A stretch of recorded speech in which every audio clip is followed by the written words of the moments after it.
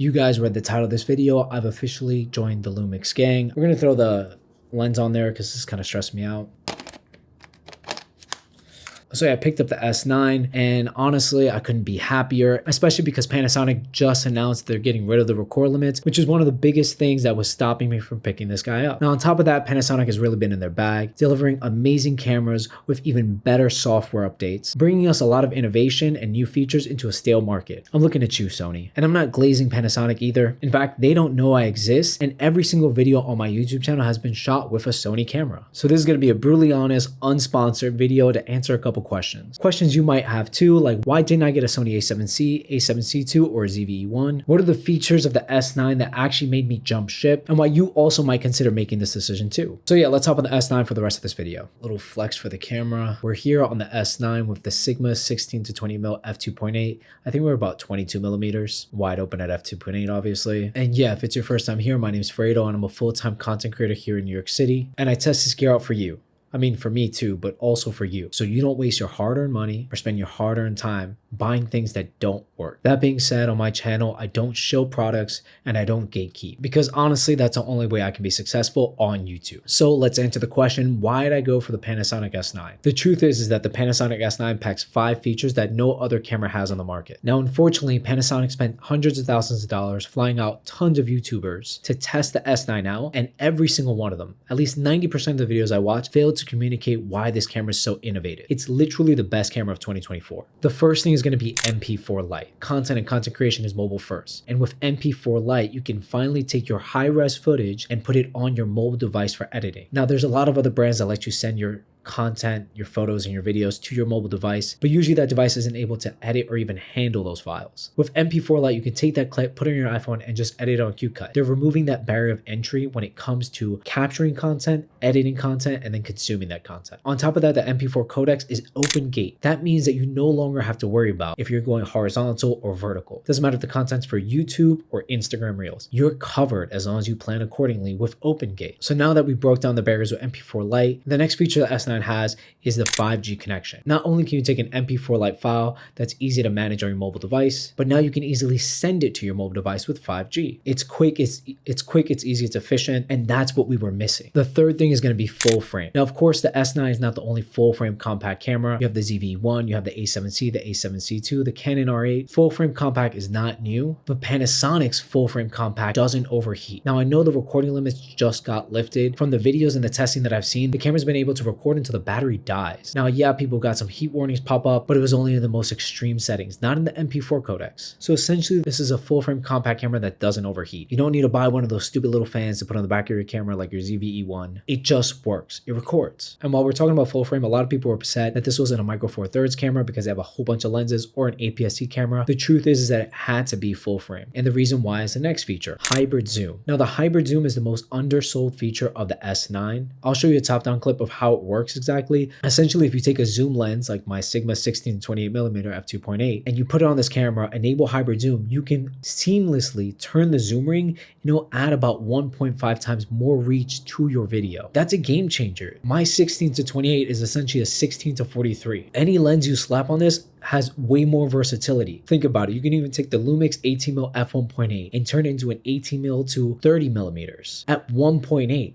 Nobody else has that. The hybrid zoom is such a well-integrated feature and the best implementation I've ever seen on any digital camera. Even better than Sony's clear image zoom. And then the last thing that S9 gives us is its boost image stabilization. Now, this feature was very well communicated by YouTubers. Essentially, the S9 has the ability to give you gimbal-like footage without a gimbal, which is awesome. No longer do you have to pack an extra piece of equipment to get these super amazing handheld steady shots. And this is useful for everybody. It doesn't matter if you're travel, photo, video, if you shoot products, whatever you do, having stable footage can really make or break your project, whatever it is. So you take all those features, you put them into a compact body, and the S9 is the most revolutionary camera of 2024. And I want to preface something, it's not perfect. At the end of the video, I'll throw a couple cons, things that Panasonic can fix with a firmware update to make this thing perfect. That being said, I am a Sony shooter. I have tons of Sony equipment, gear, glass. So why didn't I get an a7C II or a ZV-E1? These are cameras that you're probably considering. These are cameras that tons of creators on YouTube are pushing. And when it comes to me personally, my first camera was a Sony camera. That was back in 2010. It's about to be 2025, and that means for 15 years, Sony has been fucking me over. Stagnated innovation, incremental updates to camera bodies that are really just cash grabs, and the worst offense is no software for cameras that are still fully capable. Why can't my Sony a7C get the new menu system? Why can't my Sony a7C get digital image stabilization? Why can't my ZV-1 use its multi-interface hot shoe? It has one, but it's limited. And that's just a bad practice from a greedy corporation that wants you to buy new gear every year, and honestly, it hurts the creators. So what it comes down to ultimately for me is value for dollar. The Lumix S9 at $1,500 is way more capable than the ZV-E1, the A7, or the A7C II at almost $2,000. It's a newer camera, it has better video specs, better video features, but more importantly, it comes down to voting with your dollar. Where you spend your money matters. What clothes you buy, what coffee shop you go to, what food you consume, the more you put money into the things that benefit you,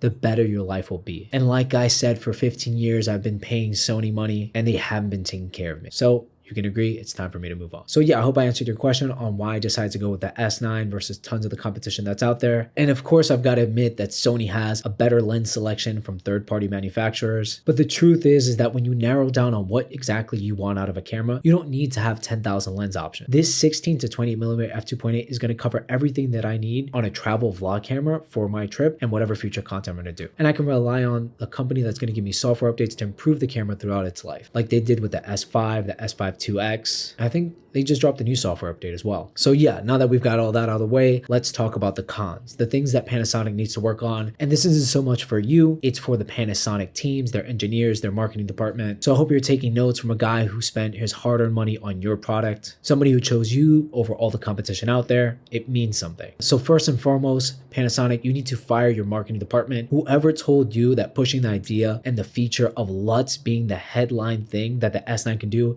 is an idiot. Somebody should lose their job over that, because you could have had a Nikon moment and completely destroyed yourself. Bad marketing will cause a company to implode. The S9 is innovative on so many different levels, and not one of those things were communicated properly by you, and even worse, the YouTube community. I have to come along 4 or 5 months later after the launch of this thing and figure out how awesome it is. I might just have to bill you for the information I'm about to share. And I know what you're thinking, how come I know better than everybody else? The truth is I have 10 years of marketing experience for billion-dollar companies, Apple, Nike, Coca-Cola, McDonald's, Hugo Boss, Dr. Pepper Keurig, Adidas. I've been in boardrooms, I've done presentations, and I've had to communicate ideas to the people who make billion-dollar decisions to make even more billions of dollars. You can give me any marketing campaign and I can analyze and break it down and tell you why it was, wasn't, or what could have been successful. So on that note, the first thing you need to fix is your user interface. The Panasonic user interface is so clunky. It looks like you shoehorned an operating system from the 2000s with a touchscreen, and I don't know when to touch the screen. I don't know if I should use the command dial. The controls are not repeatable. Sometimes you do click, sometimes you don't click. I don't know how to back out. And I've been using tech my whole entire life. I'm very confident when it comes to adapting to new technology. I've done it all my life, and your system needs an upgrade. Now that shouldn't be hard. There's tons of teams that make amazing user interfaces. Partner with them, make it idiot proof so it's not so clunky. I mean, even right now I'm staring at my S9 and it looks like a screen from Star Wars when Luke Skywalker is trying to target and shoot the Death Star.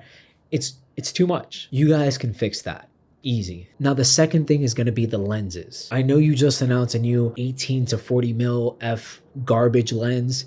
That thing is a joke. Don't buy that. We need a serious everyday lens for this camera. The 26mm f8, that thing is an embarrassment. Nobody buy that. These aren't good lenses. They don't take advantage or make the S9 more capable. The kit lens 20-60, as great as that lens is, it's f3.5 to f5.6. Stop wasting your time, energy, money, marketing, research and development, pumping out these crappy lenses. We need something that is an everyday carry lens, something like a 15 to 25 f2.8 or faster. That's what we want. Don't make it a super long lens. Make it chubby, like the old Sigma 50mm f1.4. That lens was the perfect form factor to slap on a camera like this. I'll try to flash it on the screen so you guys have an idea what I'm talking about, but that's the type of lens we need. Now, of course, I'm not a lens engineer. I don't know about the flange distance, the sensor, if this is even possible, but if it is, please do it and I will buy it in a heartbeat. So yeah, this video is way longer than I wanted it to be. Hope I answered all your questions. If you have any questions, leave them in the comments below. I am taking a trip to Mexico for 2 weeks and I'm going to try to vlog vlog and use the S9 as much as possible in those 2 weeks. So stay tuned for that content. Panasonic, get in contact with me if you're watching this video. I think you guys are innovating and making waves in this space, and I want to partner with you guys, which is why I bought your camera. Sony, I don't think Sony's going to be watching this.